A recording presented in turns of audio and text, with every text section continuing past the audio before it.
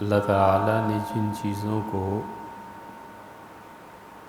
ایمان سے تعبیر فرمایا ہے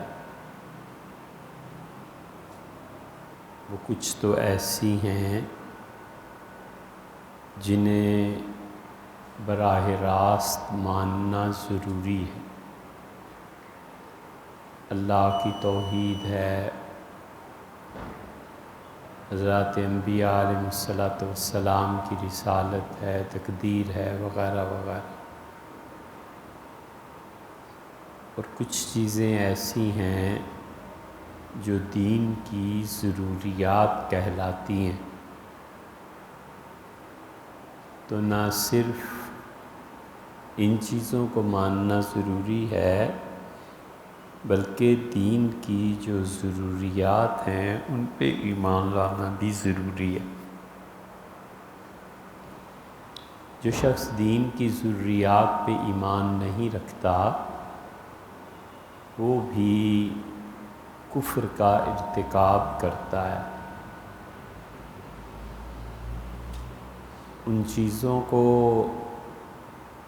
اللہ تعالیٰ نے فرض نہ قرار دیا ہو، حتیٰ کہ خدا نے قرآن میں ان کا ذکر بھی نہ کیا ہو، تو بھی حضرت رسالت مآب صلی اللہ علیہ وسلم کی متواتر احادیث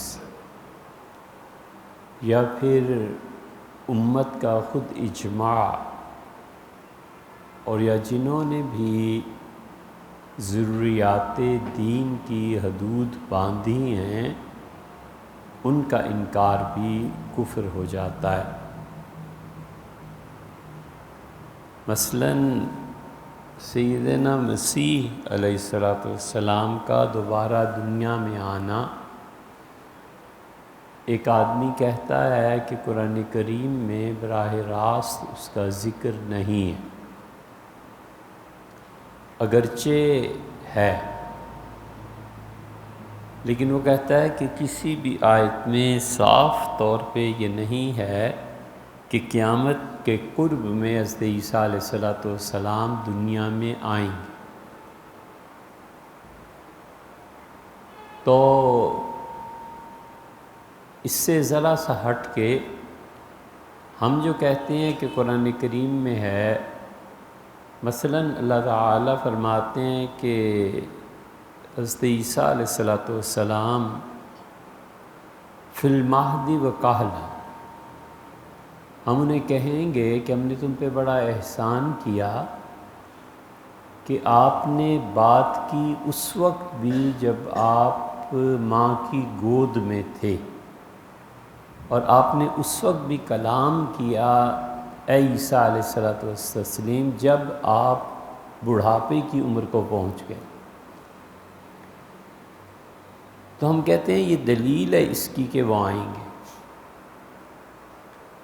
بچے کا کلام کرنا اور چند گھنٹوں یا دنوں کا ہو اور یہودی تہمت لگائیں، قرآن بتاتا ہے نا سورہ مریم میں خاص طور سے کہ ان کا لقد جئت شیئا فریا،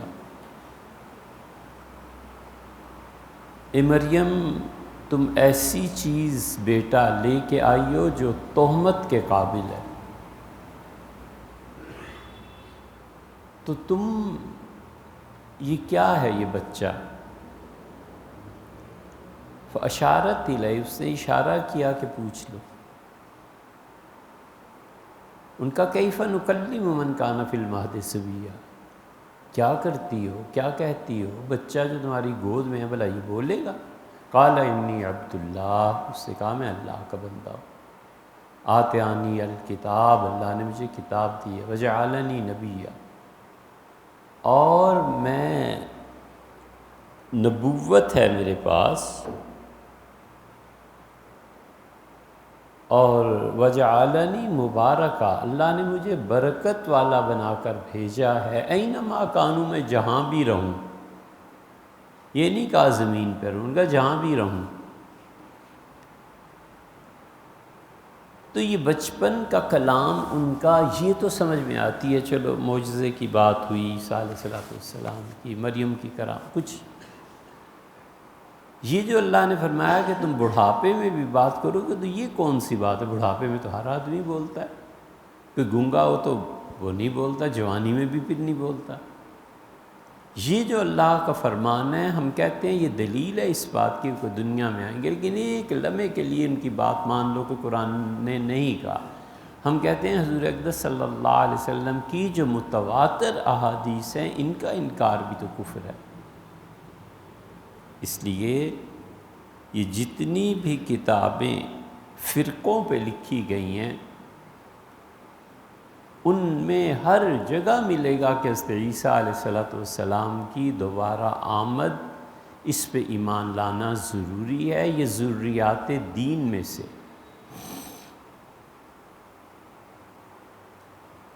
مثلاً ان میں ایک کتاب ہے الفرق بین الفرق، فرقوں کے درمیان فرق۔ پھر وہ اہل السنہ کے عقائد کی تشریح کرتے ہیں، اہل السنہ کو بتاتے ہیں کہ ہمارے عقیدے کیا کیا ہیں۔ یہ جتنے بھی گمراہ ہیں نا، یہ بجائے اس کے کہ اسلاف پر اعتماد کریں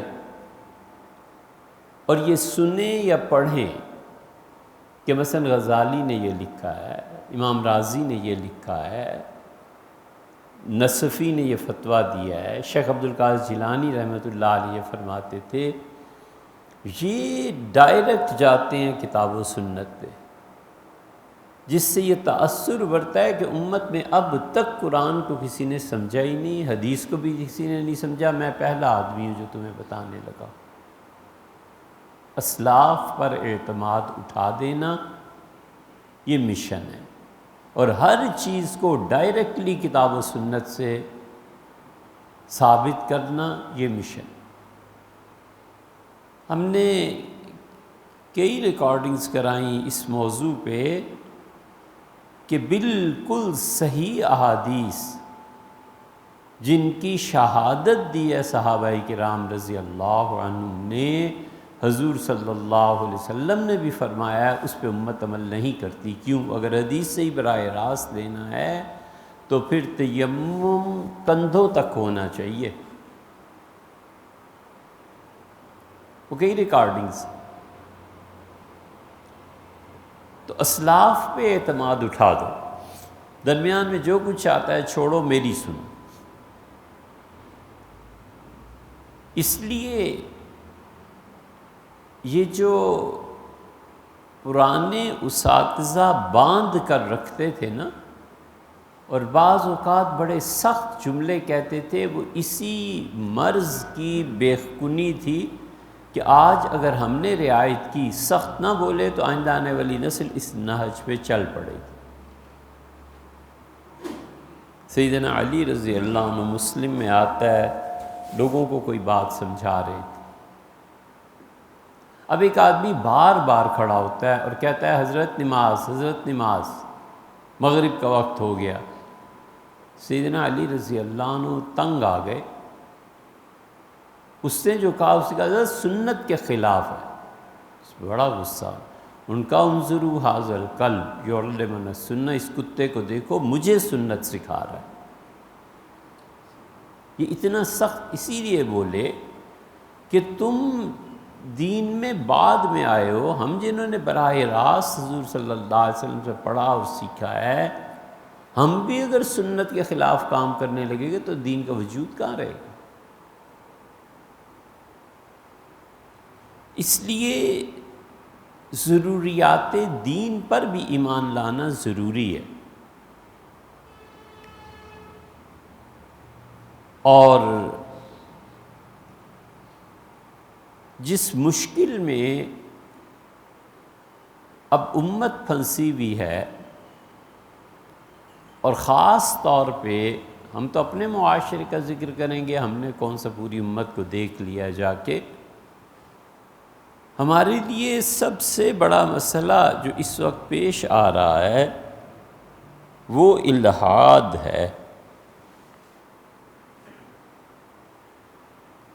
اعمال کی فکر ہونی چاہیے، مثلاً بیٹا نماز نہیں پڑھتا، مثلاً تلاوت تو اس سے کبھی کی ہی نہیں، شاید ہی زندگی میں کوئی سال ایسا گزرا ہو کہ 2 بار قرآن پڑھ لیا ہو۔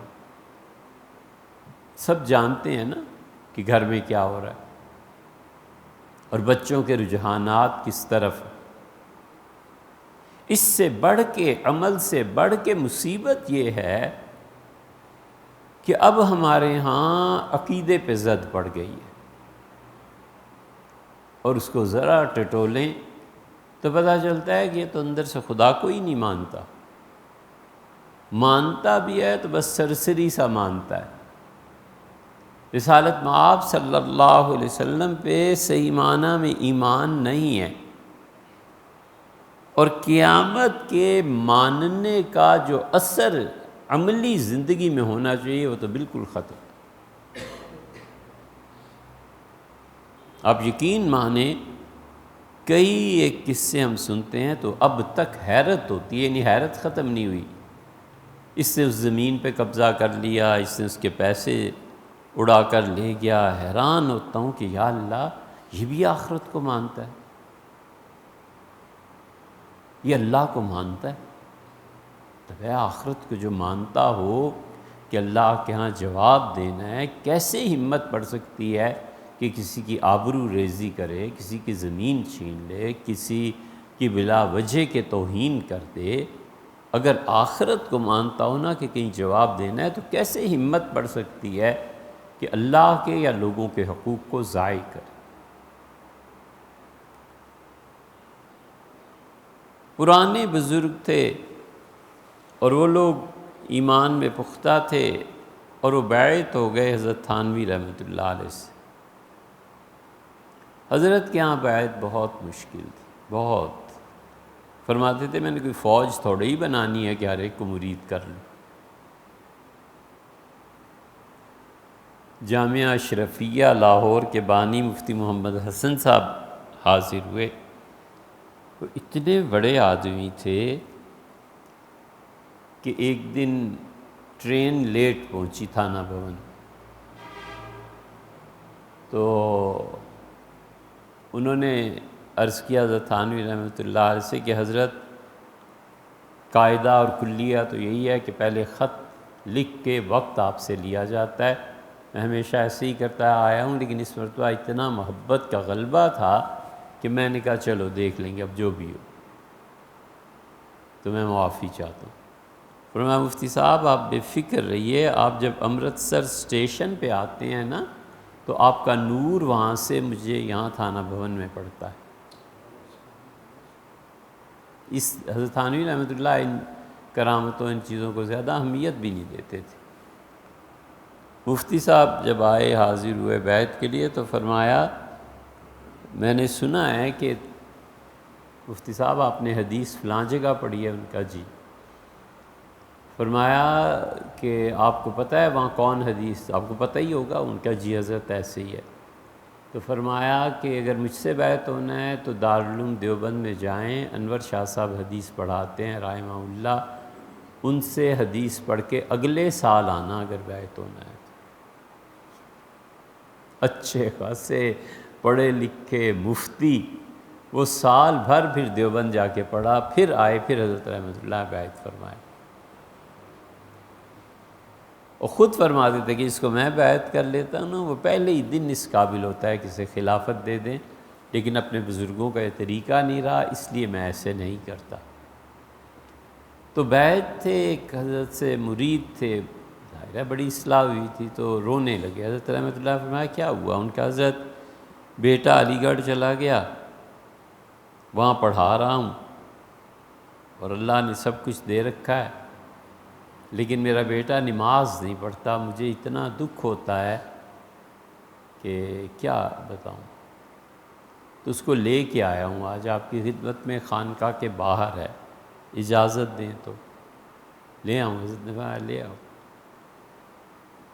حضرت رحمۃ اللہ نے دیکھا، بیٹھے، انہوں نے وہی نماز کی بات چھیڑی۔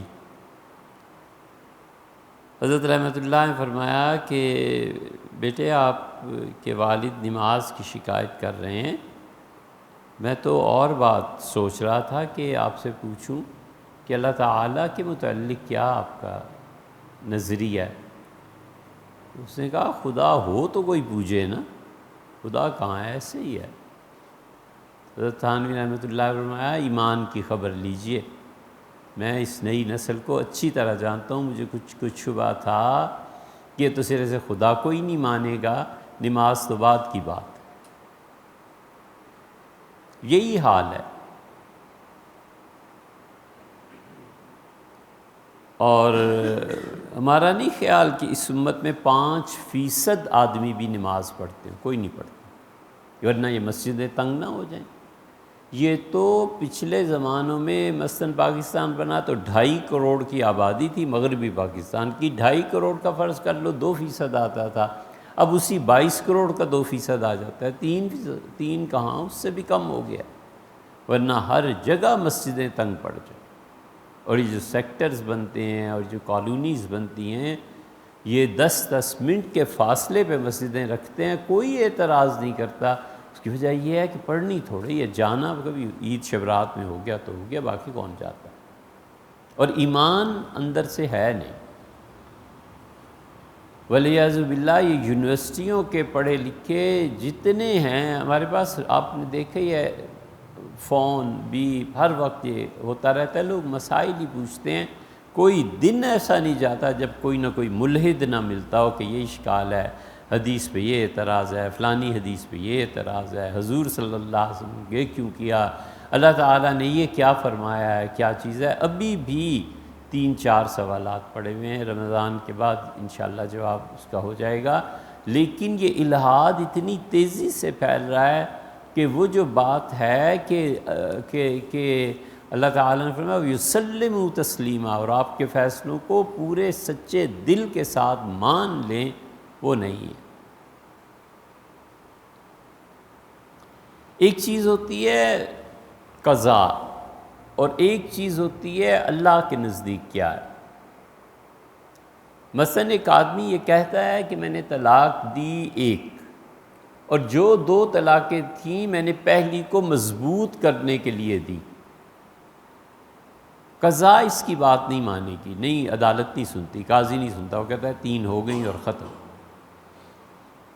اور وہ اگر سچا ہے اور وہ اپنی سچائی کی بنیاد پر اس بیوی کو لے آتا ہے، تو یہ مفتیوں اور قاضیوں کے نزدیک تو حرام اور گناہ کی بات کر رہا ہے، لیکن اس کا اور اللہ کا معاملہ صاف ہے اگر وہ سچا ہے، کیونکہ خدا اس کا دل جانتا ہے نا، ہم تو نہیں جانتے۔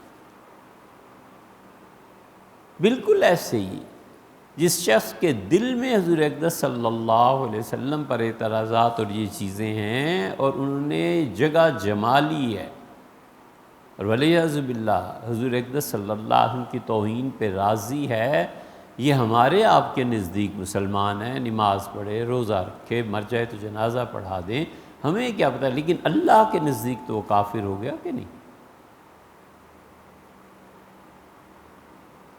اس لیے بالکل ٹھیک ہے، ہمارے بزرگ اب بھی اعمال پر روتے ہیں کہ بیٹے نماز پڑھو، اس میں تم بڑی کوتاہی کرتے ہو، ڈانٹ پڑتی ہے، سب ٹھیک ہے، لیکن ایک طبقہ پورا ایسا ہے جس نے زندگی بھر ایمان کی فکر ہی نہیں کی، اللہ 1 ہے یا 2 مجھے کیا فرق پڑتا ہے، قیامت آنی ہے یا نہیں، کیا اس وقت قیامت میں اللہ کی گرفت اور اللہ کی پکڑ سے سب سے زیادہ بے خوف یہ امت، بالکل بے خوف۔ اگر انہیں ذرا بھی خوف ہوتا تو جرائم اتنے ہوتے، اتنا معاشرہ خراب ہوتا، خدا کا خوف نہیں۔ اور خدا کے یہاں جو خوف مطلوب ہے اس کی بھی کئی کیٹیگریز ہیں۔ حضرت بریدہ رضی اللہ عنہ کو ایک غلام کی ضرورت پڑ گئی، گھوڑے کی، تو اپنے نوکر کو فرمایا کہ جاؤ، اور منڈی لگتی ہے آج کے دن، تو میں اب نہیں جا سکتا، بوڑھا ہو گیا ہوں، ایک بہت عمدہ گھوڑا خرید کے لاؤ۔ گیا اور واپس آیا تو اس نے، یہ حضرت رضی اللہ عنہ کے حالات میں لکھا ہے کہ اس نے گھوڑا دکھایا، بہت خوش ہوئے، فرمایا بہترین چیز لے کے آئے ہو، اور اس نے کہا حضرت یہ پیسے آپ کے باقی واپس، اور یہ گھوڑا میں 400 میں یا 300 میں ایسے ذکر کیا لایا۔ انہوں نے کہا 400 میں اتنا اچھا گھوڑا، یہ تو نہیں ہو سکتا۔ اس کا حضرت ایک آدمی آیا ہوا تھا، سودا کیا، بس ہو گیا۔ فرمایا منڈی، اس نے کہا منڈی میں گھوم رہا تھا، میں نے تو وہیں دیکھا ہے۔ فرمایا جلدی کرو منڈی چلو۔ خیر منڈی پہنچے، ڈھونڈتے رہے اس شخص کو، وہ مل گیا۔ تحقیق کی، پتہ چلا سب باتیں درست ہیں۔ تو فرمایا یہ اتنے میں بیچا، یہ وہ؟ اس کا ہاں جی۔ تو فرمایا تمہیں اس کے 500 دوں، پچھلی بات توڑ دو سودے کی، 500 دوں تو مجھے دے دو گے؟ اس کا حضرت بالکل 500 دے دیں، میں دے دیتا ہوں پھر بھی۔ کہ 600 دوں؟ کہ 600 دے دیں؟ کہ 700 دوں؟ اسے شبہ ہوا، اس نے کہا حضرت آپ کا عزت اور احترام اپنی جگہ پہ، مگر پتہ نہیں آپ کو کیا ہو گیا ہے۔ تو انہوں نے کہا اس بات کو چھوڑو، 900 دیتا ہوں۔ اس کے بعد 900 دے دے، میں 1000 دیتا ہوں۔ چپ ہو گیا۔ اس کے حضرت 1000 دے دیں، تو 1000 اسے دیا، گھوڑے کی لگام پکڑ لی، غلام کو کہا کہ لے چلو۔ اس نے کہا حضرت یہ کر کیا رہے ہیں آپ میرے ساتھ، مجھے نہیں سمجھ آئی۔ انہوں نے کہا دیکھو میں اس لیے آیا ہوں کہ تمہیں گھوڑے کی قیمت پتہ ہی ہے، مارکیٹ میں اتنا اچھا گھوڑا 400 میں کہاں ملتا ہے؟ اس نے کہا حضرت بالکل پتہ ہے۔ فرمایا پھر مجھے شبہ ہوا کہ تم کسی مجبوری سے بیچ رہے ہو۔ اس سے کہا حضرت بالکل مجبوری سے بیچ رہا ہوں، یہ گھر میں ضرورت پیش آ گئی تھی، پیسے تھے نہیں، تو میں نے کہا چلو۔ تو فرمایا میں اسی لیے آیا تھا کہ میں نے حضور اقدس صلی اللہ علیہ وسلم سے سنا آپ کسی کو نصیحت فرما رہے تھے، اور آپ نے فرمایا کہ دیکھو کبھی کسی شخص کی مجبوری سے فائدہ نہ اٹھانا، تمہارا سودا ہو جائے گا، بات نبھ جائے گی، لیکن ایسے مال سے اللہ برکت اٹھا لیتا ہے، ایسی چیز میں برکت نہیں رہتی۔ تو جب یہ لے کے آیا 400 کا، تو مجھے فوراً خیال آیا کہ یہ مجبوری میں ہی کسی نے بیچا ہوگا، اور میں نے سوچا کہ میں اس سودے کو اصل قیمت تک لے جاؤں، ایسے نہ ہو کہ گھوڑا خرید لوں اور گھوڑے میں اللہ برکت نہ دے اور میرے کام بھی نہ ہو سکیں اور گھوڑا بھی ضائع۔ سے پوچھا مارکیٹ میں قیمت 1000 کی ہے؟ اس کا بالکل حضرت آج کل ایسے گھوڑے 900 1000 میں ہی بکتے ہیں۔ فرمایا الحمدللہ، اور چل پڑا۔ یہ ایمان ہے۔ کتنے ہی لوگ گھر خرید لو، مالک مکان دکان بیچ کے جا رہا ہے، خرید لو، اس کو پیسے اتنے چاہیے، 10 لاکھ نہیں یار، 5 میں بھی سودا، اس پہ انہوں نے مریض اسپتال داخل کرایا، عورت زیور لے لو، کام آ جاتا ہے۔ یہ سب چیزیں جو اس طرح لی جاتی ہیں نا، بالآخر خدا اس میں برکت نہیں دیتی۔ اسی گھوڑے کی ٹانگ ٹوٹ جائے، وہی سونا چوری ہو جائے، کچھ بھی ہو سکتا ہے۔ حضور اقدس صلی اللہ علیہ وسلم نے جب یہ کہا کہ اس میں برکت نہیں ہوگی، تو پکی بات ہے کہ برکت نہیں ہوگی۔ یہ ایمان ہے، یہ آخرت میں جواب دہی کا احساس ہے، یہ حضور اقدس صلی اللہ علیہ وسلم کی زبان مبارک پر اعتبار ہے۔ ملتا ہے ہمارے معاشرے میں، 1% ایسا نہیں رہ گیا، اور ہر جگہ لوگوں کی مجبوری سے فائدہ اٹھانا۔ عزت بھی ختم ہو جاتی ہے، برکت بھی ختم ہو جاتی ہے۔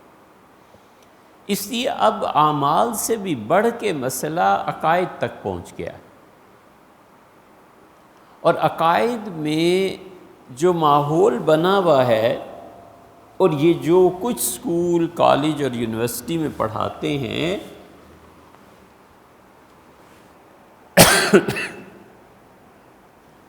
ان میں سے کوئی ایک سبجیکٹ ایسا نہیں ہے جو اللہ کی معرفت پیدا کرے۔ ان میں کوئی ایک چیپٹر ایسا نہیں ہے جو اللہ کی محبت پیدا کرے۔ اس میں کوئی ایک علم، فزکس، کیمسٹری، جیولوجی، انجینئرنگ اور کمپیوٹر اور سائنسز، ساری کتابیں دیکھ لو، یہ ساری کتابیں اور سارا نصاب تعلیم کچھ نہیں بتاتا کہ حضور اقدس صلی اللہ علیہ وسلم خدا کے نبی تھے، ان کا کیا احترام تھا، ان کی کیا عزت ہے، ان پہ ایمان لانا کیوں ضروری ہے، ایک سطر ایسی نہیں ہے۔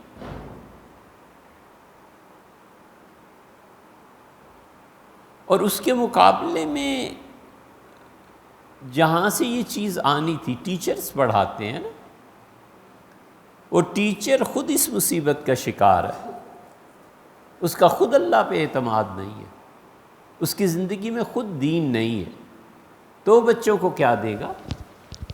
یہ پورا نظام تعلیم اس ملک کا جو اینٹیں بن رہی ہیں اور جو بچے پڑھ پڑھ کر نکل رہے ہیں، خواہ وہ فوجی افسر ہیں تو ڈاکٹر ہیں، انجینئر ہیں کہ کچھ اور ہیں، یہ سب کی سب اینٹیں شراب خانہ بنا سکتی ہیں، مسجد نہیں بنا سکتی۔ یہ سب اینٹیں، یہ سب سود کا نظام چلا سکتی ہیں اور چلا رہی ہیں، اور ان کی محنتیں ساری بینکنگ پہ صرف ہو رہی ہیں اور سود عام ہو گیا ہے۔ یہ حلال کے پیسے کے لیے سود، یہ نسلیں نہیں بنتی۔ اس لیے صوفی تھے نا حضرت حاجی امداد اللہ صاحب محلچی مکی رحمۃ اللہ علیہ، کسی نے کسی گناہ کا رونا رویا تو حضرت رحمۃ اللہ نے فرمایا بس ٹھیک ہے، اس حد تک جو گناہ ہے نا لگے رہو اور توبہ بھی کر لیا کرو۔ لوگ بڑے حیران ہوئے، انہوں نے کہا حضرت اتنے بڑے شیخ ہو کے کیسے گناہ کی اجازت پہ کہہ رہے ہیں کہ اس حد تک ٹھیک ہے، لگے رہو، اس سے زیادہ نہ کرو۔ کسی نے پوچھا حضرت یہ آپ نے کیسے اجازت دے دی؟ تو فرمایا اس کا حلیہ دیکھا ہے، بالکل انگریز بنا ہوا ہے۔ فرمایا مولوی صاحب جب یہ الفاظ حضرت رحمۃ اللہ کے، مولوی صاحب جب گناہ وقایع بن جائے کفر سے تو اجازت دے دیا کرتے ہیں، یعنی ایک آدمی کو اگر روکا گیا تو یہ آگے کفر کرے گا، تو اس کے کفر بکنے سے پہلے جس گناہ میں ہے نا بس ٹھیک ہے کرو یار، اتنا آگے نہ جانا۔ اب پتہ ہے کہ اگر میں نے اس سے کہا آج کے نماز پڑھو تو اس نے آگے سے گالیاں دینی ہیں اور اللہ کو برا کہنا ہے، معاذ اللہ، تو جو کفر میں اسے ڈالنا ہے اس سے بہتر ہے نہ پڑھے، ایمان تو محفوظ رہے۔ اس لیے بہت سے مشائخ جن میں بڑی حکمت اللہ نے رکھی ہوتی ہے، یہ صوفی ایسے ہی نہیں ہوتے، یقین مانو جو ان کے کاموں میں، ان کی باتوں میں حکمت پھوٹتی ہے نا، اللہ نے قرآن میں کہا وَمَن یُؤْتَ الْحِکْمَةَ فَقَدْ أُوتِیَ خَیْرًا کَثِیرًا، اور جس کو ہم نے حکمت دین کی سکھا دی، ہم نے اس کو بہت بڑی خیر سے نوازا۔ یہ حکمت کی چیزوں میں سے ہے کہ فرمایا گناہ اگر کفر سے بچاتا ہو تو اس کا کر لینا واجب، کفر میں تو نہ پڑے۔ کئی عورتیں ہم نے دیکھی ماڈرن سوسائٹی کی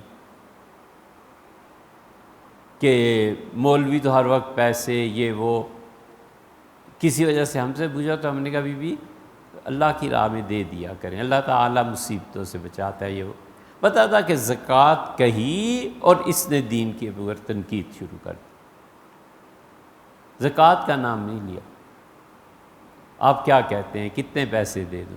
بہت آسان ہے بی بی، آپ دیکھیے جو اللہ نے آپ کو دیا ہے سال کے بعد 2.5-3% دے دیا کیجیے۔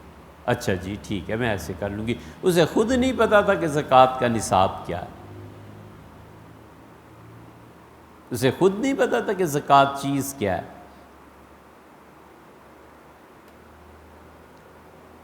یہ معاشرہ اور یہ سوسائٹی یہ کفر کی طرف جا رہی ہے۔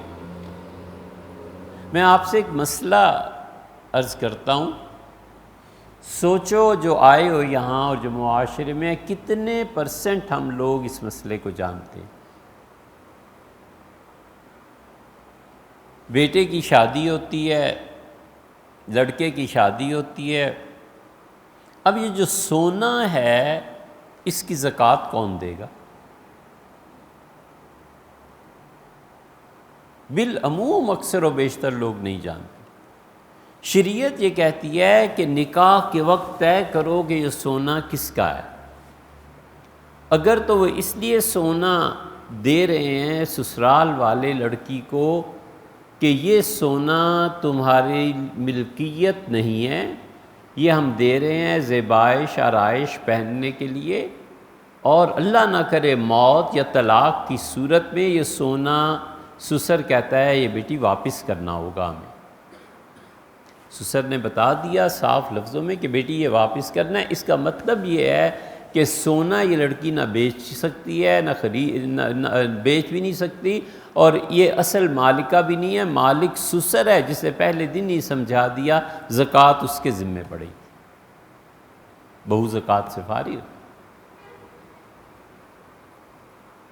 اور اگر اس نے یہ کہہ دیا کہ بیٹی یہ حق مہر ہے، یہ آپ ہی کا ہے، ٹھیک ہے، اس سونے کا بیٹے زندگی بھر اب ہم سے تعلق نہیں ہے، اس لڑکی پہ زکوٰۃ واجب ہو گئی، وہ دے گی زکوٰۃ، جدھر سے بھی دے، سونا بیچے یا شوہر کی کمائی سے دے، جو مرضی کرے، سسر فارغ ہو گیا۔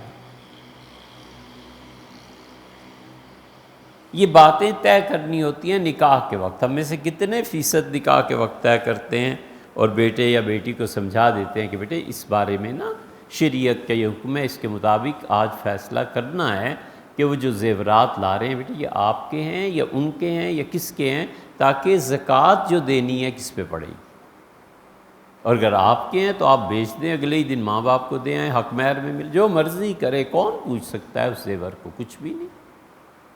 اور اگر وہ کہہ دیں کہ نہیں حق مہر تو ہم نے دے دیا الگ سے، یہ زیورات اصل میں ہمارے بیٹے کی ملکیت ہے، اصل میں میں سسر ہوں، میری ملکیت، دیں زکوٰۃ، خرید و فروخت کریں، کوئی بہو کو اعتراض نہیں ہونا چاہیے۔ وہ اگلے دن کہتے ہیں کہ بیٹے وہ میرے زیورات ذرا واپس کر دیں، دے دیں، اس کی چیز تھوڑے ہی ہے، یہ شریعت ہے۔ ہم کتنے غافل ہیں، اور یہ تو اعمال کا حال ہے، اس کے پیچھے جو عقیدہ ہے اس عقیدے پہ کوئی بات پورے نصاب تعلیم میں، پوری زندگی میں نہیں ہے۔ اللہ تعالیٰ کی صفات کا پوچھو، اب تو بڑے بڑے مولوی اللہ کی صفات کو نہیں جانتے، جہاں بھی جاتے ہو نماز پڑھتے ہو کسی دن پوچھنا کہ مولانا کوئی مولوی کہتا ہے کہ اللہ تعالیٰ کی صفات یہ کیا چیز ہے، اور کوئی یہ بتا دے کہ اللہ کی صفات 3 قسم پہ مبنی ہیں، وہ تو بہت ہی کوئی خدا کا نیک بندہ ہوگا، ورنہ مولوی بھی نہیں جانتے۔ یہ عقیدے کا رونا پڑا ہوا ہے۔ اس لیے یہ جو کچھ بھی نظام تعلیم اور یہ چیزیں چل رہی ہیں، اس میں دین سے انحراف کو پرکشش بنایا، سمجھے؟ دنیا بھر میں جتنے ملحد ہیں انہوں نے دین سے انحراف کو پرکشش بنایا کہ دین چھوڑو، یہ کام کرو۔ مذہب تمہیں قواعد اور اصول کا پابند بناتا ہے، مذہب تمہاری آزادی میں خلل ڈالتا ہے، اس لیے مذہب پہ کوئی عمل نہیں کرنا اور یہ اپنی آزادی نہیں کھولنا۔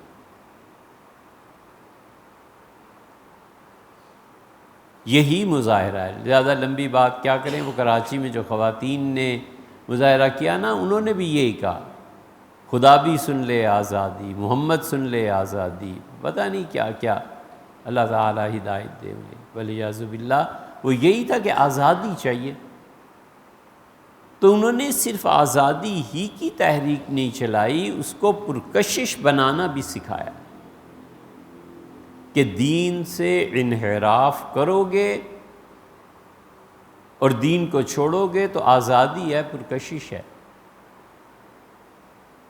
نماز تم نے نہیں پڑھنی، زکوٰۃ کی ذمہ داری تمہاری نہیں ہے، نصاب پورا ہے یا نہیں ہے، تمہیں پتہ ہی نہیں ہے کہ حج کس وقت فرض ہونا ہے اور کس وقت نہیں ہونا۔ حج اب عمرہ، اوہو میرے بال کہاں جائیں گے، میں تو بالکل نہیں جاتا امی، نہ ہوں آئیں، بوڑھا ہو جاؤں گا تو کر لوں گا۔ یہ کئی ایک کہتے پھرتے ہیں۔ مذہب جو آزادی کو ختم کرتا ہے، اصول اور قاعدہ یہ ہے کہ مجھے اپنی ضروریات زندگی پوری کرنی ہے اور ضروریات میں مجھے خدا کی کوئی ضرورت نہیں، بس چھٹی۔ میری زندگی کی کھانے پینے کی ضروریات ہیں، مجھے کیا ضرورت ہے خدا کی، پیسہ جیب میں ہے کھاؤں۔ مجھے سفر کرنا ہے، یہ دعائیں پڑھنے مانگنے کی کوئی ہے ضرورت؟ بھلا تو کیا پلین پہ گئے، جا کے اتر گئے، گاڑی لے لی چلے گئے۔ میری ضروریات زندگی کے لیے خدا کی کوئی ضرورت نہیں۔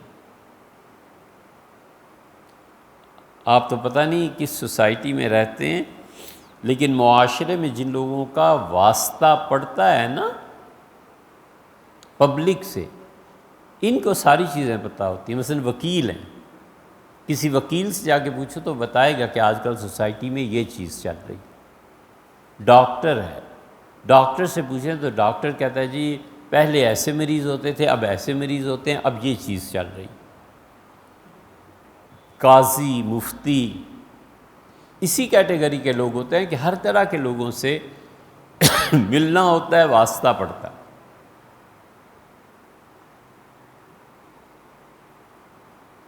قائد اعظم یونیورسٹی کی کچھ بچیاں آئیں، اب تو کافی عرصہ ہو گیا، کہ وہاں سے جو بھی لوگ تھے انہوں نے فون کیا کہ نام سنا ہے یہ وہ، تو ہم لوگوں نے کچھ سوالات پوچھنے ہیں دین پہ، اور سہیلیاں بھی ساتھ لے آئیں۔ تو انہوں نے جس بات پہ کئی منٹ تک بحث کی اور تکرار کیا، انہوں نے کہا آخر شادی کے لیے نکاح کی کیا ضرورت ہے، نکاح کیوں کرنا ہے؟ بتائیں نا، آپ جب دونوں خوش ہیں تو اب یہ کیا جاؤ اور کلمہ پڑھو اور یہ وہ۔ تو ہم نے کہا بی اب کوئی کلموں کا تردد بھی نہیں کرتا، ہم سب مسلمان ہیں، جب سے یہ ملک بنا ہے تب سے ہم ایسے مسلمان ہوئے ہیں کہ وہ جو کچھ پچھلوں کو ضرورت تھی وہ بھی نہیں رہی۔ اب وہ اس پہ بحث کر رہی ہیں کہ نکاح کی آخر ضرورت کیا ہے۔ اس لیے وہ پرکشش چیز یہ ہے کہ مجھے اپنی زندگی کی ضروریات پوری کرنے کے لیے کوئی ضرورت نہیں ہے دین کی، مذہب کی۔ لطیفہ بھی سنا دوں،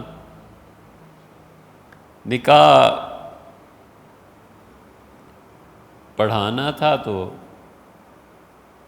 ہم نے عبارت یا جو بھی کہنا تھا اس سے تھوڑا سا طویل کیا، اور طریقہ بھی یہ ہے کہ بالکل ہر چیز واضح ہو جائے۔ تو ہم نے کہا بھئی فلاں خاتون، فلاں کی بیٹی فلاں جگہ رہتی ہیں، اتنے حق مہر کے عوض، پہلا گواہ فلاں ابن فلاں ہے، دوسرا گواہ فلاں ابن فلاں ہے، یہ سارے ہیں، یہ لے کے گئے کاغذات، یہ میرے لیے اجازت لے کے آئے ہیں۔ تو میرے کان میں آہستہ سے کہتا ہے میرا بھی تو نام لیں۔ میں نے کہا یار لے لیں، بے فکر رہو، تمہارے ہی نکاح ہو رہا ہے اور کسی۔ ایسی لطیفہ یاد آیا۔ تو وہ کہتا ہے کہ بغیر نکاح کے بھی جب کام چلتا ہے تو کیا ضرورت ہے۔ اور اس المیے کو اگر آپ نے دیکھنا ہو نا تو یہ بات آپ سے مطلب ریلیونٹ نہیں ہے ٹاپک سے، لیکن آپ تشریف لائے ہیں تو کبھی سوچئے گا۔ کوئی وقت تھا جب نکاح کا شوق ہوتا تھا، لوگ دوستوں سے باتیں کرتے تھے، کہ یار اتنی دیر ہو گئی ہے، والدین نکاح نہیں کرا رہے، یہ نہیں وہ نہیں، جلدی شادی کرنی چاہیے۔ اب وہ شوق بھی ختم ہو گیا، کیونکہ معاشرہ اتنا گر گیا ہے کہ وہ ساری چیزیں بغیر نکاح کے بھی میسر ہیں، تو اس لیے عمر 28 سال ہو کہ 30 سال ہو، 35 ہو یا 25 ہو تو ہو جائے گا۔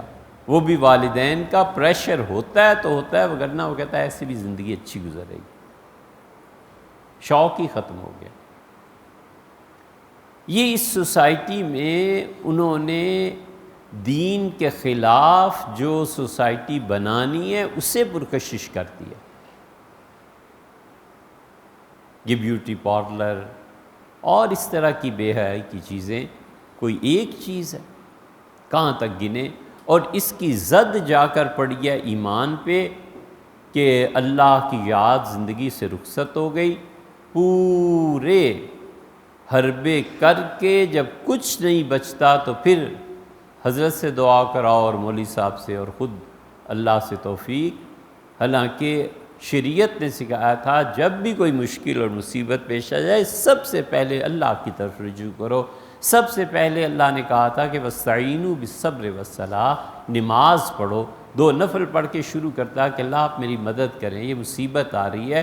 پھر کسی دوست کو فون کرتا کہ یار قرض دینا ہے، پیسہ ہے، یہ مصیبت ہے، یہ تکلیف ہے، یا کوئی اور، یا رشتہ نہیں ہو رہا، بچوں کا آج بڑی پریشانی ہے۔ وہ ساری کی ساری چیزیں، اسباب اور وسائل پہلے اور اللہ سے تعلق بات۔ ہم نے اپنے اساتذہ میں دیکھا، کوئی مصیبت، تکلیف، کوئی چیز، کوئی خبر پہنچی تو جو نماز پڑھتے تھے، فرض جو بھی آگے، ظہر کی آ گئی، عصر کی ظہر آ گئی، مغرب آ گئی، اس کے بعد لمبے نفل پڑھتے تھے، صبر مانگتے تھے اللہ سے، نماز سے مانگتے تھے۔ 2 قصے بھی سناتا ہوں تاکہ ذہن میں۔ مولانا امین حسن اصلاحی رحمہ اللہ بہت علمی شخصیت، جوان بیٹا پائلٹ، 1958 میں پاکستان کا جہاز گیا قاہرہ، اور قاہرہ لینڈ کرنے کے بجائے ٹکرایا ایئرپورٹ پہ، اور جوان پائلٹ بیٹے کا انتقال ہو۔ جو لوگ تعزیت کرنے گئے وہ اب بھی زندہ ہیں، بہت سے کہتے تھے ہم نے مولانا کو دیکھا، بیٹھتے تھے اور آنسو جھڑتے تھے آنکھوں سے، ہر تھوڑی دیر بعد اٹھ کے نفل پڑھتے، ہر تھوڑی دیر کے بعد اٹھ کے۔ تو جب تدفین سب چیزیں ختم ہو گئی مسئلہ، تو ہم نے کہا حضرت یہ آپ کیا کرتے تھے؟ انہوں نے کہا اللہ نے کہا ہے وَاسْتَعِینُوا بِالصَّبْرِ وَالصَّلَاةِ، مدد مانگو اللہ سے نماز کے ذریعے اور صبر کر کے۔ تو میں مدد مانگتا تھا کہ یا اللہ میں تو خود مر جاؤں گا، مجھ پر رحم کر، اور اس صدمے کو برداشت کرنے کی ہمت دے دے۔ یہ زندگی کی بنیادی غلطیوں میں سے ایک ہے کہ مصیبت آ جائے اور اللہ سے رجوع نہ کرے۔ اللہ نے خود قرآن میں کہا کہ ہم نے ان پہ مصیبتیں بھیجیں، قحط بھیجے، اور بارشوں کو روک دیا، سب کچھ لعلہم یتضرعون، شاید کہ یہ آئیں اور روئیں میرے سامنے۔ اللہ نے فرمایا پھر جب انہوں نے نہیں کیا، ہم نے اور پھر دنیا کی چیزیں کھول دی، جب پوری طرح مست ہو گئے دنیا میں تو پھر ہم نے پکڑ لی۔ فَإِذَا هُمْ مُبْلِسُونَ، ایک جگہ آیا ہے پھر وہ ہاتھ ملتے رہ گئے کہ ہائے یہ کیا ہو۔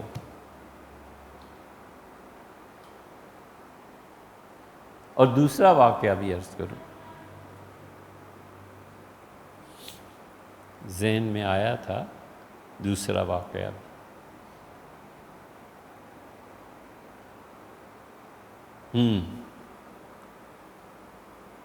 یہ تبلیغ کا کام جب شروع ہوا تو ان کے دوسرے امیر حضرت مولانا یوسف صاحب رحمۃ اللہ علیہ جماعت کے، اور مولانا یوسف صاحب رحمۃ اللہ علیہ کا انتقال فوری طور پہ ہو گیا تھا۔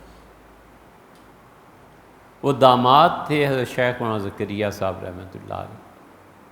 تو حضرت نے لکھا ہے کہ میں جمعہ پڑھ کے لیٹا ہی تھا ابھی کہ کھانا وانا کھا کے، کہ دروازہ کھلا اور میرا بیٹا طلحہ روتا ہوا آیا، اور آ کے میں نے دیکھا کہ یہ رو رہا ہے، تو آتے ہی اس نے کہا کہ ابا وہ مولانا یوسف صاحب انتقال فرما گئے، حضرت شیخ کے داماد تھے۔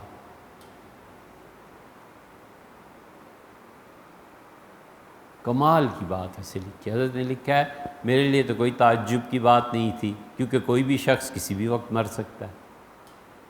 یعنی موت کا استحضار حضرت رحمۃ اللہ علیہ کو خود سے اتنا تھا کہ اس سفر پہ اس خبر پہ کوئی تعجب نہیں ہوا، کوئی بھی کسی بھی وقت مر سکتا ہے۔ یہ وہی کہہ سکتا ہے اس کے دل میں خود بھی موت کا استحضار ہو کہ مجھے بھی موت کسی وقت آ سکتی۔ ایسا آدمی خدا کی نافرمانی کرے گا کیوں؟ تو میں اٹھا، میں نے وضو کیا تو میں نے دیکھا سہارنپور میں لوگ دھڑا دھڑ بھاگتے ہوئے مسجد آ رہے ہیں، مولوی یوسف صاحب کا انتقال۔ شیخ نے فرمایا مجھے بھی بڑا صدمہ تھا، ظاہر ہے بیٹی تھی، اس کا گھر، اور پھر عالمی جماعت، اور پھر مولوی یوسف صاحب رحمۃ اللہ علیہ صاحب باصلاحیت آدمی۔ تو شیخ نے فرمایا میں نے نماز شروع کر دی،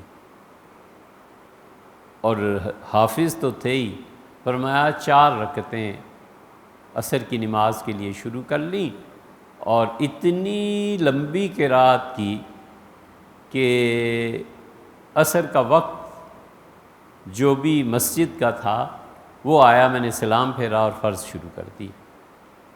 اور پھر فرمایا کہ اللہ نے حکم دیا ہے کہ جب صدمہ آئے تو نماز پڑھو۔ تو میں کہاں لوگوں سے بھگتتا پھروں کہ مولانا ایسے تھے اور ایسے تھے اور ایسے تھے، صبر مجھے کرنا ہے تو میں کیوں نہ اس طریقے کو اختیار کروں جو اللہ نے فرمایا۔ میں بہت طویل رکعتیں، اس لیے پرکشش چیز کیا ہے؟ پرکشش چیز یہ ہے کہ جو بھی، اب اس کا کیا تذکرہ کریں والعیاذ باللہ، اور اس کی زد ایمان پہ ایسی پڑی ہے کہ اللہ بھول گیا عقیدے میں، اور جتنا سرمایہ دارانہ نظام ہے اور جتنی الہاد کو قوت دینے والی طاقتیں ہیں، وہ کہتے ہیں تم بھی خدا کو مانو، منع تھوڑی کرتے ہیں، آپ ضرور آخرت کو مانیے، آپ ضرور اذان دیجئے، آپ نماز پڑھیے اپنی زندگی میں۔ ابھی اگلا سٹیپ آئے گا، شاید ہم میں سے تو کوئی دیکھنے والا ہوگا نہیں، لیکن یہ جو چائنا کے ساتھ آپ معاہدے کر رہے ہیں نا، بر صغیر میں ایسٹ انڈیا کمپنی کے بعد سب سے زیادہ خطرناک چیز اب آئی ہے۔ یہ چائنا کے ساتھ جو معاہدے کو ترقی گن رہے ہیں نا، ایک دن آ جانا ہے، انہوں نے کہنا ہے کہ انگریز نے تمہیں اجازت دی تھی کہ نماز روزہ مسجدیں کر لو، ہم تو اس کی بھی اجازت دی، خبردار کسی نے نماز گھر کے اندر بھی پڑھی۔ یہ وہ دور آئے گا کہ گھر کے اندر بھی نماز نہیں پڑھ سکتے۔ یہ وہاں کے مسلمانوں کے لیے بھی اور لوگوں کے لیے بھی انہوں نے کیا ہے نا، کہ چائنا کی آبادی بڑھ گئی ہے تو ہر مسلمان گھر میں ایک بچہ دیں گے جو ان کی خدمت کرے گا۔ وہ خدمت نہیں کرے گا، وہ بچہ بتائے گا کہ کون سی کتاب ہے، تلاوت ہوتی ہے کہ نہیں ہوتی، نماز مکان کا مالک پڑھتا ہے کہ نہیں پڑھتا، اگر پڑھتا ہے تو مارو اسے۔ یہ اب الہاد اس طرف جا رہا ہے کہ گورے جو کہتے تھے کہ عبادت کرو، بے شک کرو، ہماری مخالفت نہ کریں، اس لیے انگریزوں نے کبھی کسی عالم دین کو تکلیف نہیں دی، کہا حضرت اپنا کام کریں، ہم سے پیسے لیں اور کام کریں، سیاست میں نہیں۔ جو سیاست میں مولوی آیا نہیں اور جیل کھلی نہیں اور تعذیب اور یہ چیزیں شروع نہیں ہوئیں، یہ اتنی شدید چیزیں تھیں۔ اب آ رہا ہے نا چائنا، تو کہیں گے کہ گھر میں بھی نماز پڑھتا ہے تو اسے مارو۔ یہ الہاد کا اگلا ہے سٹیپ جو شروع ہوا ہے۔ ہم چین کے خلاف اس لیے کچھ نہیں کر سکتے، کہہ سکتے کہ پیسہ جو آتا ہے محمد بن سلمان سے اور سعودیہ سے جتنے مدارس پیسے لیتے رہے ہیں، مدینہ منورہ میں حرمین شریفین میں کوئی ایک لفظ بول سکتا ہے؟ کسی نے کہا ہے کچھ؟ جو مرضی ہوتا رہے۔ اس پہ بحث ہوئی ہے البتہ کہ تراویح 10 کر دیں، 20 ہونی چاہیے تھیں، حضرت عمر رضی اللہ عنہ کے زمانے سے 20 چلی آ رہی تھی، اور وہ طریقہ آپ نے ٹھیک نہیں کیا، اور پیغام بھجوائے محمد بن سلمان کو، حضرت جس دن اس نے یہ کہنا شروع کیا تھا نا کہ حدیث خبر واحد ہے اور حدیث کا کوئی اعتبار نہیں ہے، اس دن آپ کو غصہ نہیں ہے، اس دن تو آپ نہیں بولے، وہ پورا دین اکھیڑ دیا نا کہ حدیث کا تو کوئی اعتبار ہی نہیں۔ جب حدیث کا نہیں ہے تو پھر قرآن رہ گیا۔ قرآن کا اعتبار بھی میری عقل کے مطابق ہے، قرآن سے جو کچھ میں سمجھاؤں وہ یہ ہے۔ اسلاف بھی گئے اور حضرت رسالت پناہ صلی اللہ علیہ وسلم ان کی تعلیمات بھی گئی۔ یہ ابھی بیان آیا ہے جاوید غامدی صاحب کا، ماشاءاللہ پڑھے لکھے آدمی ہیں، ہمیں تو بہت ہی حیرت ہوئی کہ وہ یہ بات ارشاد فرمائیں۔ وہ کہتے ہیں حضور اقدس صلی اللہ علیہ وسلم نے کبھی بھی اپنی حدیثوں کو لکھنے کا، جمع کرنے کا اہتمام نہیں کیا۔ حیران رہ گئی، یا اللہ یہ کیا بات ہوئی؟ حضور اقدس صلی اللہ علیہ وسلم خود اپنی باتوں کو لکھواتے تھے۔ عبداللہ ابن عمر وہ نہیں جانتے کہ انہوں نے حضور اقدس صلی اللہ علیہ وسلم سے عرض کیا تھا کہ اللہ کے رسول آپ اتنی خوبصورت باتیں کرتے ہیں، میرا جی چاہتا ہے کہ میں یاد رکھوں مگر میں یاد نہیں رکھ سکتا، ساری باتیں حافظے میں نہیں رہتی۔ تو آپ نے فرمایا لکھ لیا کرو۔ پھر حاضر ہوئے، عرض کیا اللہ کے رسول میں نے لکھنا شروع کر دیے ہیں، لوگ کہتے ہیں کہ ہر بات حضور صلی اللہ علیہ وسلم کی نہیں لکھا کرتے، وہ آخر انسان بشر ہیں، کبھی غصے میں ہوتے ہیں کبھی خوشی میں ہوتے ہیں، تو ہر بات لکھنی مناسب نہیں۔ حضور صلی اللہ علیہ وسلم عمر عبداللہ ہر بات لکھ لو، اللہ کی قسم جس کے قبضے میں میری جان ہے، میری زبان سے سچائی کے علاوہ کچھ نہیں نکلتا۔ اور جب انہوں نے عرض کیا کہ لکھ لیا کروں تو حافظے میں نہیں رہتی، تو اس پہ فرمایا تھا کہ استعن بیمینک، اشارہ کر کے فرمایا کہ اپنے دائیں ہاتھ سے مدد لو، یعنی قلم بند کر لیا کرو۔ کئی روایات۔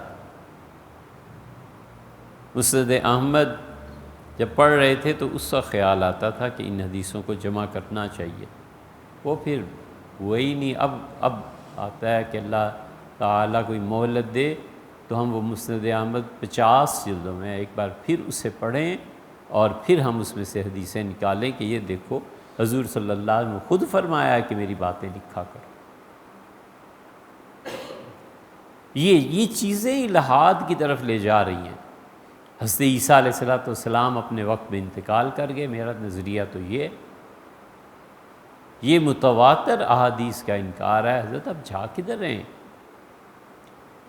اس لیے الہاد نے، کفر نے پرکشش بنایا ہے اپنے آپ، اور اب تک یہ اجازت ہے کہ آپ اچھا بات کرتے ہیں اللہ رسول صلی اللہ علیہ وسلم کی تو آپ کیا کریں، لیکن آپ جانتے ہیں کہ مذہب اس زمانے میں اب سود سے پاک معیشت کہاں چل سکتی ہے، سارا جہان سود میں، اور پھر وہ کوشش کرتے ہیں کہ سود سے پاک، فرض کیجئے کوئی معاشرہ قائم کرنا ہے تو اس کی بھی خبر لو، انہیں بھی برباد کرو، آہستہ آہستہ ادھر بھی لگے رہو اور ادھر تسلیاں بھی دلاتے رہو کہ جی بس ٹھیک ہے، نماز روزہ بہت اچھی چیز ہے۔ ایک مصنوعی خدا بنا کر یونیورسٹی دیتی ہے، وہ مصنوعی خدا ہوتا ہے۔ ڈرنا ہے تو اس سے ڈرو، اور محبت ہے تو اس سے بھی شک کرتے رہو، ہمیں کوئی اعتراض نہیں، اور اندر ہی اندر کھوکھلا کرو یہ عقیدہ کہ اسباب کے بغیر بھی نتائج مرتب ہوتے ہیں۔ ہم 100% اسباب پر اعتماد کرتے ہیں، ہم کہتے ہیں اسباب کے بغیر دنیا میں کچھ نہیں ہوتا، لیکن ہم یہ بھی جانتے ہیں کہ اسباب کے بغیر نتیجہ اللہ مرتب فرما دے تو کون ہے جو خدا کو روک سکے؟ یہ کرامتیں ہوتی ہیں، یہ معجزے ہوتے ہیں، ان کا انکار بھی کفر ہے، لیکن ان کے اقرار میں اتنا آگے بڑھ جانا کہ اسباب اور وسائل کو آدمی چھوڑ کے گھر بیٹھ جائے، یہ دوسری طرف ایک انتہا ہے۔ ہم مانتے ہیں اسباب اور وسائل کو، اسی کے مطابق زندگی چلتی ہے، لیکن ہم انکار کر دیں کہ اسباب اور وسائل کی کوئی اہمیت ہی نہیں، غلط بات ہے، اور ہم یہ کہیں کہ اس کے علاوہ نتیجہ نہیں مرتب ہوتا، یہ بھی غلط بات ہے۔ ان دو انتہاؤں کے درمیان رہنا چاہیے۔ جب بات اللہ کی آئے تو حق تعالی شانہ کے لیے اسباب اور وسائل کیا ہیں، غور نہیں کرتے کہ موت کسی سبب سے ہی آیا کرتی ہے۔ ڈاکٹر 90-99% بتا دیتے ہیں یہ موت اس وجہ سے آئی، اس وجہ سے، اس وجہ سے، اور اللہ خود جب اسباب اور وسائل کو توڑنے پہ آئے تو جہاں نہیں بھی جینا نا، وہاں بھی زندگی پیدا کر دیتا ہے۔ موسیٰ علیہ السلام کو دیکھو، فرعون نے قتل کرنا تھا نا فوجیوں نے، تو فوج کے آنے میں، تفتیش کرنے میں کوئی وقت لگتا، کچھ گھنٹے لگتے، پھر فوج آتی، پھر والدہ صاحبہ، پھر بنی اسرائیل، پھر اس بچے کو اٹھاتے اور مار دیتے۔ اللہ تعالیٰ نے فرمایا کہ یہ جو بچہ ہے نا، اس کو ایک پنگوڑے میں، ایک ایسی چیز میں ڈالو، سرکنڈے سے بناؤ، اور فلقے فی الیم، اور دریا میں پھینک دو، جہاں موت نہیں بھی آنی تو آنی۔ اب دریا مطلب وہ تو 2-4 گھنٹے لگتے، یہاں تو فوری طور پہ موت آ جاتی۔ تو اسباب اور وسائل سے بالکل ہٹ کے بات کی کہ موت تو ہم دینے والے ہیں نا، ہم خود ہی کہتے ہیں پانی میں پھینکو تو کیوں موت دیں؟ دیکھا یاخذ عدو لی و عدو اللہ، اسے وہ آدمی اٹھائے گا جو میرا بھی دشمن ہے اور اس کا بھی دشمن ہوگا۔ یہ ہے اسباب اور وسائل جب خدا توڑتا ہے، مکمل طور پہ اس کے برعکس سے وہ چیز پیدا کر دیتا ہے جو پہلے ہو سکتی تھی۔ سیدہ مریم علیہ السلام کے معاملے میں اللہ نے اسباب اور وسائل کو توڑ دیا، بالکل ختم ہو گیا۔ یہ ایمان ہے۔ مولانا امین حسن اصلاحی جو تھے، ان کی ایک بات بڑی اچھی لگی، کئی باتیں۔ کسی نے ان سے کہا کہ مولانا یہ جو جواہرات ہیں نا، یاقوت ہے، مرجان ہے، اس قسم کے قیمتی پتھر ہیں، یہ سمندر میں میٹھے پانی میں ہوتے ہیں، اور اللہ سورہ رحمان میں کہتا ہے کہ ہم انہیں پیدا کرتے ہیں کھارے پانی سے بھی اور میٹھے سے بھی۔ تو کھارے سے تو نہیں ہوتے، یہ خدا نے کیا کہا؟ میں بڑا غصہ آیا، فرمانے لگے یہ جن پتھروں کی تم بات کرتے ہو نا، ان کو زبان مل جائے اور وہ مجھ سے آ کر کہیں کہ ہم کھارے پانی میں پیدا نہیں ہوتے اور میٹھے میں ہی ہوتے ہیں، میں صاف کہوں گا جھوٹ بکتے ہو، اللہ سچ کہتا۔ یہ ایمان۔ اس لیے الحاد اور یہ کفر، یہ عقیدے کو بھی توڑتے ہیں اور اعمال کو بھی توڑتے ہیں۔ اور جتنے لوگ، ایک تو طاقت جن کے پاس ہے اور دوسرے جن کے پاس سرمایہ ہے، یہ دونوں گروہ الحاد کو پرورش دیتے ہیں۔ سرمایہ والے سود کو پرورش دیتے ہیں، سرمایہ والے جوئے کو، نت نئی اسکیم، ہر دن کوئی نہ کوئی جوئے کی اسکیم آ رہی ہوتی ہے، اس لیے کہ سرمایہ دار اور بینکنگ کرنے والے جانتے ہیں کہ کس طرح پیسہ بٹورا جائے۔ یہ الحاد ہے۔ اور دوسری طرف طاقت ہے، قوت ہے، مذہبی طاقتوں کو کمزور کرو، انہیں ایک دوسرے سے لڑنے پہ لگا دو۔ ان مذہبی طاقتوں میں جو شخص متاثر ہیں، جس سے لوگ، اس کو قابو میں لے لو، اس کو پیسہ دے دو، اس کو یہ چیز دے دو